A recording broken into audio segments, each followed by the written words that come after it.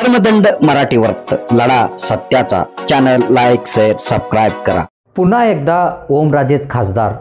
धाराशिवच्या राजकारणातील शिवसेनेच्या बालेकिल्ल्याला भगदाड पाडण्याचा प्रयत्न जरी होत असले तरी पुन्हा एकदा धाराशिव लोकसभा खासदारपदी ओमराजे निंबाळकरच प्रचंड बहुमताने निवडून येणार हे मात्र तितकेच नक्की असल्याची जनतेतून चर्चा कायम चालू असते आणि त्याला कारणही तसेच आहे। धाराशिव लोकसभा मतदारसंघात कोणी जनतेच्या संपर्कात असो नसो मात्र ओमराजे मात्र 24 तास त्यांच्या संपर्कात असतात आणि हीच त्यांची सर्वात मोठी ओळख आहे।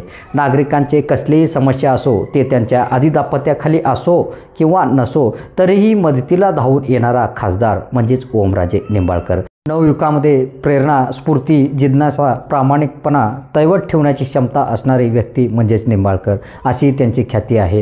हिंदू हृदय सम्राट स्वर्गीय बाळासाहेब ठाकरे यांनी जनसामान्यांना न्याय मिळवून देण्यासाठी शिवसेना पक्षाची स्थापना केली।